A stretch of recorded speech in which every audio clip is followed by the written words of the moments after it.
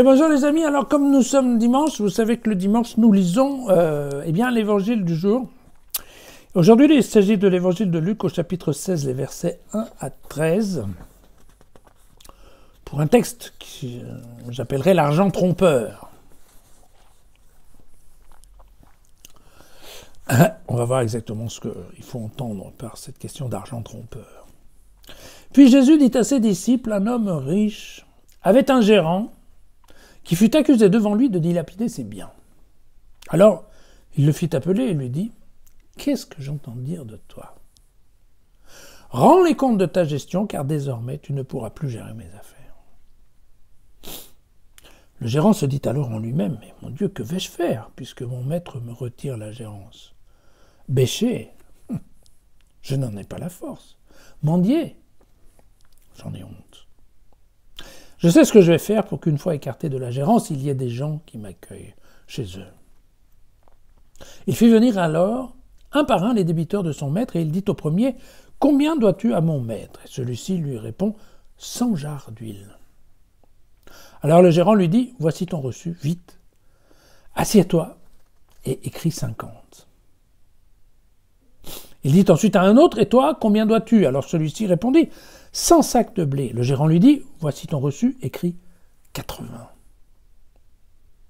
Et le maître fit l'éloge du gérant trompeur parce qu'il avait agi avec habileté.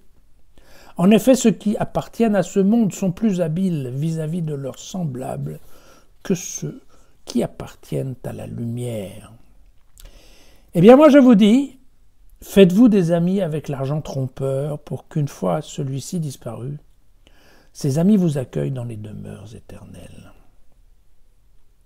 Celui qui est digne de confiance pour une toute petite affaire est digne de confiance aussi pour une grande, et celui qui est trompeur pour une toute petite affaire est trompeur aussi pour une grande. Si donc vous n'avez pas été digne de confiance pour l'argent trompeur, qui vous confiera le bien véritable ? Et si vous n'avez pas été digne de confiance pour ce qui vous est étranger, qui vous donnera ce qui est à vous ?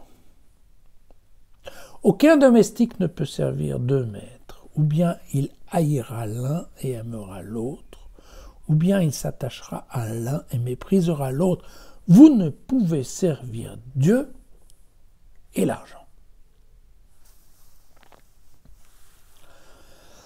Voilà un texte difficile. Et une lecture un peu rapide pourrait nous laisser entendre que presque Jésus nous conseille en fait de n'être pas trop regardant sur la façon dont on gagne l'argent que l'on dépense, ou d'être plus regardant sur la façon dont on le dépense que sur la façon dont on le gagne. Or, ce n'est pas ce qui est en fait de cela dont il s'agit. Voilà. En fait, vous comprenez que ici, l'Église nous propose de lire deux passages qui sont juxtaposés dans l'Évangile de Luc, effectivement. Il y a bien une parabole, la parabole du régisseur malhonnête, qui va du verset 1 au verset 9, et puis ensuite, il y a un développement qui est un peu plus personnel à l'intention des disciples, peut-être pour Luc, à l'intention même des clercs de l'Église, vous voyez, des responsables. Enfin, la thématique générale, elle est bien celle de l'utilisation des biens matériels. Et vous vous souvenez, je vous l'avais déjà dit, la communauté de Luc est constituée de personnes plutôt confortablement installées, personnes à l'aise, ne sont pas vraiment des gens dans le besoin. Et donc, il est difficile pour lui de critiquer la richesse des gens, et il va donc insister en permanence sur la façon d'utiliser les biens, plus qu'effectivement sur cette question d'être riche ou pas riche. Dilapider l'argent, c'est sûrement pas une solution pour Luc, puisque vous voyez qu'ici, il utilise exactement le même verbe qu'il utilisait aussi dans le chapitre 8 à propos de la parabole du fils prodigue, qui, vous vous souvenez, lui aussi avait dilapidé son héritage quand il revient la queue un peu basse. Et d'ailleurs, cette histoire de responsabilité des cadres, ça devait en effet être un souci pour Luc, puisque il nous avait parlé au chapitre 12 d'un régisseur, vous savez, qui, en l'absence de son maître, se permettait de battre les employés, de boire et de manger. Évidemment, quand le maître rentrait, ça se passait pas très bien. Voilà. Mais ici, la parabole est assez surprenante, puisque non seulement le régisseur fait crédit d'un argent qui n'est pas le sien à des débiteurs, mais en plus, devant la menace qui plane, il n'hésite pas à se lancer dans des fours en écriture. Donc, très honnêtement, quand on voit ça comme ça, le type est vraiment malhonnête. Et c'est là où, parce qu'effectivement, l'astuce est assez brillante. Pourquoi ? Parce que d'un côté, les débiteurs sont contents puisqu'on leur réduit leur dette officielle. Le propriétaire est content parce qu'en fait, le trou dans la caisse n'est pas aussi grand que ce qu'il avait pu envisager. Et puis donc, le régisseur lui-même, il va être assez content puisqu'il a fait plaisir à des débiteurs et qu'il pourra leur demander un jour un retour d'ascenseur. Voilà l'idée. Et la surprise qui vient à la fin de cette parabole, c'est que même par rapport à ce régisseur qui est un véritable bandit, à la fin, le maître loue son habileté. Et alors on peut dire qu'effectivement, le maître se montre beau perdant, peut-être. Oui, c'est possible. Mais, ou un peu bébête. Ce qui est certain, c'est que quand on retrouve cette phrase, et moi je vous dis, faites-vous des amis avec l'argent trompeur, quand même, on croit rêver, quoi. On est dans l'évangile, quand même. C'est pas n'importe où, là. On n'est pas devant un manuel de management commercial. Hein. Bon. Alors, en fait, pour bien comprendre ce texte, il faut se replonger un petit peu dans la culture juive de l'époque et savoir que, effectivement, pour les Juifs, on pouvait fort bien avoir deux maîtres. Pourquoi ? Parce que vous aviez d'une part le droit de propriété, d'autre part le droit de succession. Et les deux droits n'étaient pas forcément coordonnés. Ce qui fait qu'il pouvait très bien arriver que vous ayez deux maîtres. Voilà. Mais aussi, dans la culture juive, il y a bien une différence entre le monde, ou le temps, si vous voulez, le temps d'ici et le temps de la lumière. Entre le monde de Dieu et le monde sur terre. Entre le monde spirituel, le monde de la religion, la foi et les affaires.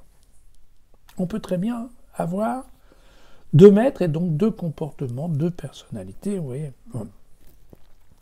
Et là, typiquement,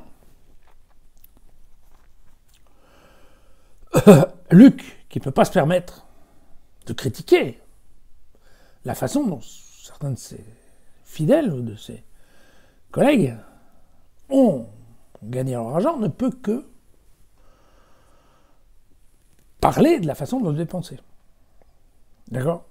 Parce que, il va plutôt choisir de louer l'intelligence d'une personne et il va casser cette image qu'on peut être malin en affaires et voire un peu bébête en religion. Ou qu'on peut être... on peut tout à fait pardonner quand on parle de la religion. Pardonner les enfances à ses frères. Et puis être intraitable quand il s'agit de la dette ou des affaires. Comme souvent on a développé cette idée que les Juifs étaient intraitables en affaires. Un peu excessivement d'ailleurs, je crois. Et ça, Luc casse cette image. Il dit non, c'est pas vrai. On est habile et on n'est pas habile. Et si on est capable de faire fructifier l'argent intelligemment, même l'argent qui n'est pas le sien, alors ça veut dire que en général, on va faire pareil avec des biens plus importants, qui peuvent être le bien de la parole, mais qui peuvent être aussi, et vous voyez que là, on peut très bien entendre ça, avec le bien de la communauté. D'accord ? Puisque il y a un certain nombre de clercs qui sont chargés, vous vous souvenez, de gérer l'argent de la communauté, puisque on se souvient de cette histoire, effectivement, chacun va amener, va vendre ses biens pour amener les biens dans la communauté, et ce sont les apôtres qui vont décider de la répartition en fonction des besoins, vous vous souvenez, cette fameuse théorie économique qu'on n'a pas bien compris. Eh bien, effectivement, celui qui est doué pour gérer l'argent des autres, comme régisseur, va aussi être compétent pour gérer l'argent des autres en termes de communauté. Voilà. Vous voyez, donc, en fait, Luc s'inscrit en faux par rapport à la tradition juive des deux mondes. Voilà.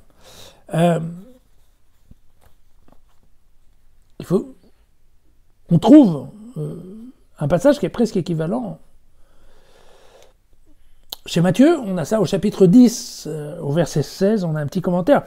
« Voici que moi je vous envoie comme des brebis au milieu des loups, soyez donc rusés comme les serpents et candides comme les colombes. » Et puis on a... Matthieu, en effet, il reprendra aussi cette fameuse phrase sur les 2 maîtres, ça se trouve au chapitre 6.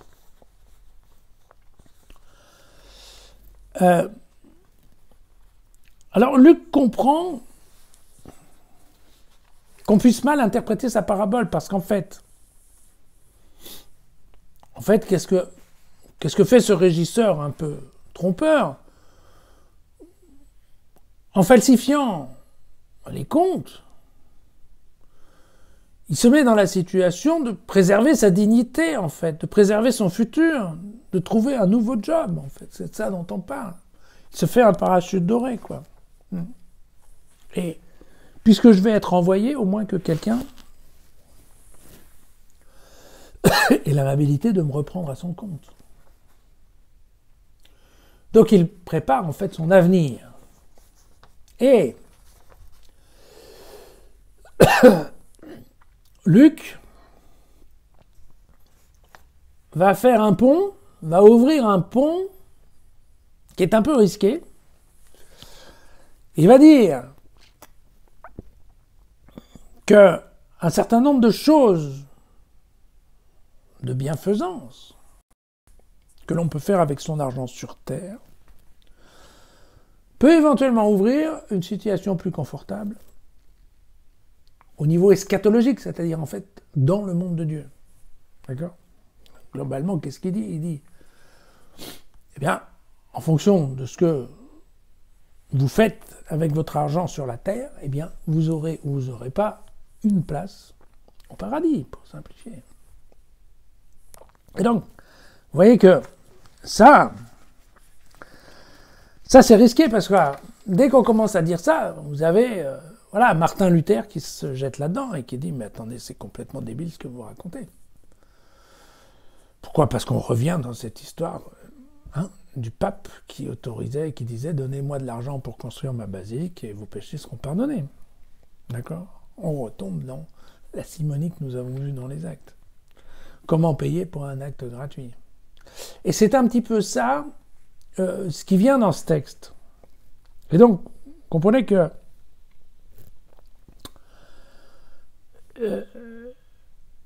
il y a une dérive qui est là, qui n'est pas très facile, on peut la comprendre de la part de Luc, qui va inciter à un comportement éthique, donc qui va inciter, non pas, il ne va pas se permettre de dire aux gens, regardez un peu comment vous gagnez votre argent, il va se permettre de dire aux gens, regardez ce que vous faites de votre argent. Et il va les inciter en leur disant, en fonction de la façon dont vous allez dépenser votre argent, vous aurez, ou vous n'aurez pas, ou vous aurez plus, ou vous aurez moins, une place auprès de Dieu. Après votre mort. Alors, après, il a dû se rendre compte que c'était peut-être glissé un peu vite. Et donc, du coup, hop, il est revenu sur ce dernier verset qui est de dire, bah oui, non, mais attendez, en termes de maître, voilà, vous choisissez où vous êtes serviteur de l'argent, ou vous êtes le serviteur de Dieu. Vous voyez ? Et donc, c'est là où, globalement, on retombe sur quelque chose quand même d'un peu plus éthique, qui est de dire, tout dépend dans quelle idée on dépense son argent, dans quel état d'esprit on fait ça. Mais Vous voyez que c'est quand même un peu court, parce que dans ce passage, nul cas n'est fait pour ceux qui ont été lésés par ce genre de régisseur. Parce que le propriétaire, alors vous allez me dire peut-être que le propriétaire, il aurait dû mieux faire attention, ça c'est possible, mais il avait fait confiance dans le régisseur, il s'est trouvé lésé. Est-ce que lui aussi, il a droit à une place dans les demeures éternelles? Vous voyez qu'ici, le cas n'est absolument pas abordé. Et par rapport à un autre passage qu'on verra dimanche prochain sur justement la théorie de la rétribution, c'est-à-dire que en fonction de son comportement sur Terre, on aura ou on n'aura pas une certaine place, voilà, une certaine situation dans les cieux. Et vous voyez qu'ici, à la limite, ce passage laisse entendre que, voilà, moins on se comporte, en fonction de son comportement, c'est pas très grave, mais parce que éventuellement on peut être un bandit, mais voilà, si on fait ça pour le bien, enfin bon, vous voyez, c'est très tiré par les cheveux. C'est un passage qui est un petit peu difficile dans ce sens-là. Voilà. Encore une fois, qui se justifie complètement dans l'idée que Luc veuille convaincre les gens à un comportement éthique, mais quand on regarde ça avec plusieurs millénaires d'écart, on se dit que quand même c'est un peu tiré par les cheveux. Alors vous inquiétez pas, dès le verset prochain, que nous on n'ira pas, mais Jésus va s'en prendre aux pharisiens, et donc en fait, bon voilà, relax, hein. Probablement ce discours s'adressait pour eux. Peut-être. À demain.